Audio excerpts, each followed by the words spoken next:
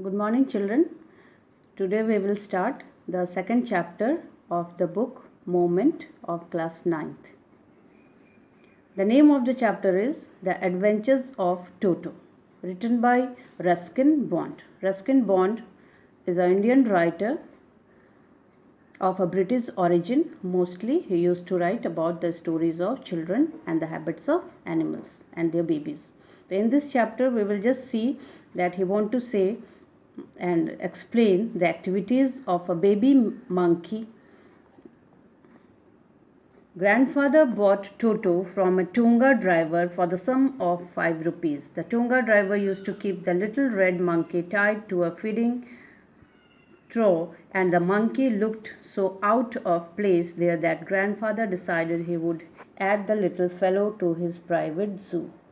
So grandfather bought a baby monkey from a Tunga driver by paying 5 rupees to him, and he wanted to keep that baby monkey in his personal zoo which was in his private house, or which was in his house. Toto was very pretty monkey. His eyes were very bright. His bright eyes sparkled with mischief beneath deep-set eyebrows, and his teeth, which were purely white, were very often displayed in a smile that frightened the life out of elderly Anglo-Indian ladies. But his hands looked dried up as though they had been pickled in the sun for many years.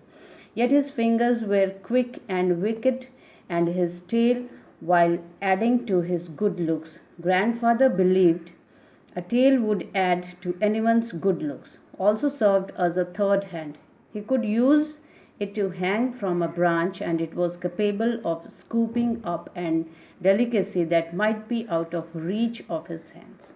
In this paragraph, the writer wants to explain the beauty of that baby monkey, that his eyes sparkled with a mischief like all monkeys are doing.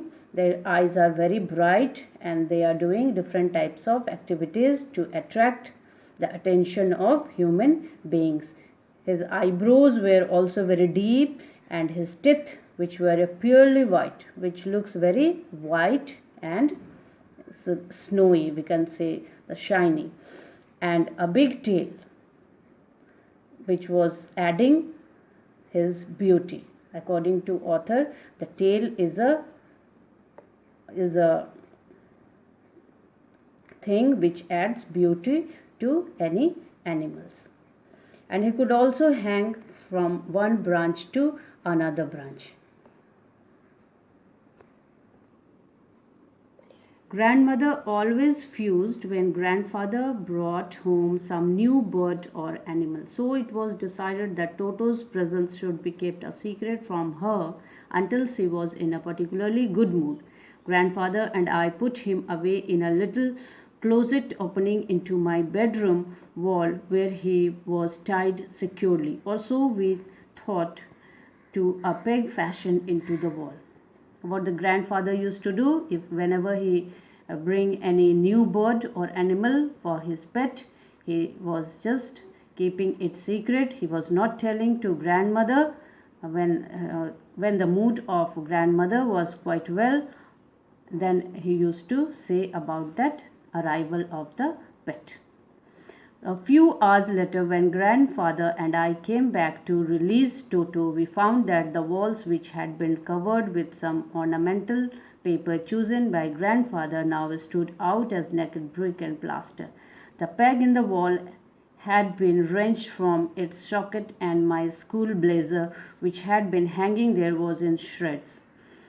So when the Toto was kept in the room of mine, what he does, he just turned or torn the jacket and made it into pieces, and the posters or the pictures which were kept on the wall were also destroyed by the baby monkey. Or we can say the activities of baby monkey was not quite well. He used to do all the things, all the works which a monkey is doing. I wondered what grandmother But grandfather didn't worry, he seemed pleased with Toto's performance. Though Toto was doing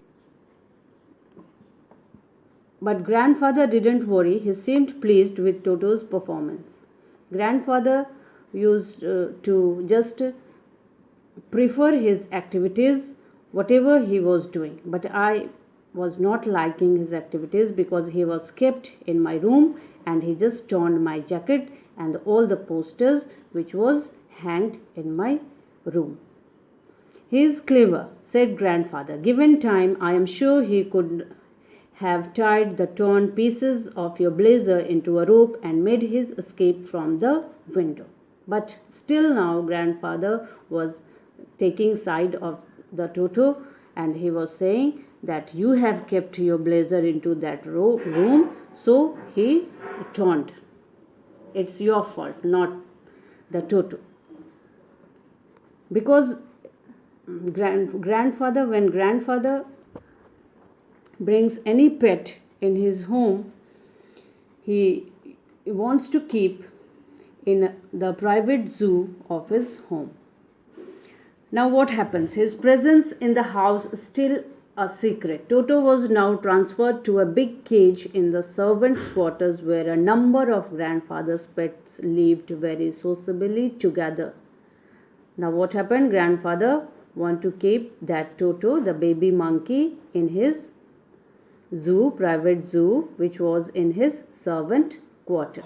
And there were lots of pets which were kept by grandfather and were living together with a social activities and social manner. They were very social, they were helpful to each other, they were not disturbing each other, and they were living together. Now listen, what were the pet?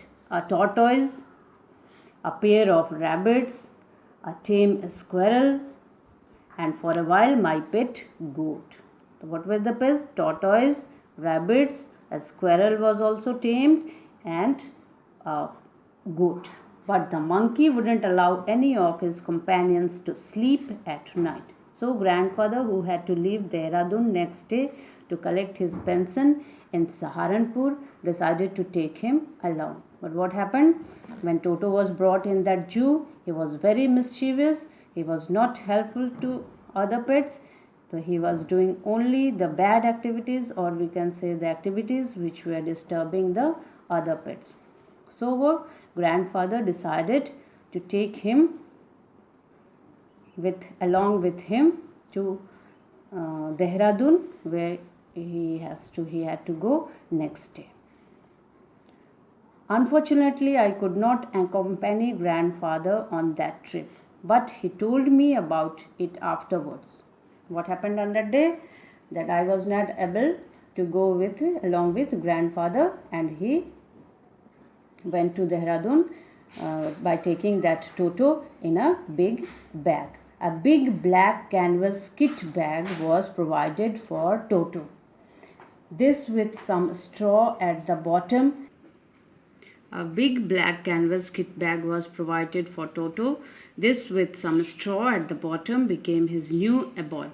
When the bag was closed, there was no escape. Toto could not get his hands through the opening, and the canvas was too strong for him to bite his way through. His efforts to get out only had the effect of making the bag roll about on the floor or occasionally jump into the air, an exhibition that attracted a curious crowd of onlookers on the Dehradun railway platform.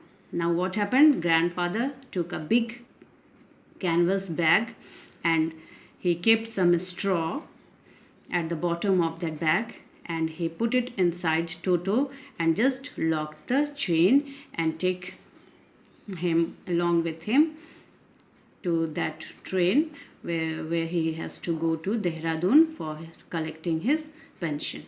Now see what happened. Toto remained in the bag as far as Saharanpur. While grandfather was producing his ticket at the railway turnstile, Toto suddenly poked his head out of the bag and gave the ticket collector a wide grin. Grin means by just showing his teeth. So what happened? At the Saharanpur, up to Saharanpur, he was inside the bag. But when grandfather was showing his ticket to ticket collector, he just poked his head out of the bag and shown his teeth to the ticket collector. The poor man was taken aback. Who is the poor man? The grandfather. But with great presence of mind and much to grandfather's annoyance, he said, "Sir, you have a dog with you. You will have to pay for it accordingly." Now, what he is asking, the ticket collector is asking, by just teasing grandfather, that, "Sir, you have a dog with you. You have to pay for it accordingly." That you are having a dog, so you have occupied extra seat and extra space, so you have to pay for that. Now, in vain did grandfather take Toto out of the bag. In vain did he try to prove that a monkey did not qualify as a dog or even as a quadruped. Toto was classified a dog but by the ticket collector, and 3 rupees was the sum handed over as his fare. But the ticket collector forced grandfather to pay extra charge for the Toto, that was rupees 3. Then grandfather, just to get his own bag, took from his pocket our pet tortoise and said, "What must I say pay for this, since you charge for all animals?" Now grandfather was a little bit upset that he has to pay rupees 3, and in that time, during that time, rupees 3 cost very valuable, so he was not willing to pay that extra charge. Now what he does, he just take out his pet tortoise, which was in his pocket, and he shows to him, and he was just teasing the ticket collector that this is also an animal, what you will charge for this animal. Now the ticket collector looked closely at the tortoise, prodded it with his 4 fingers, gave grandfather a pleased and triumphant look and said, "No charge, it's not a dog." Now what the ticket collector is saying, that it is not a dog, it is not a big animal, so I will not charge anything for this tortoise.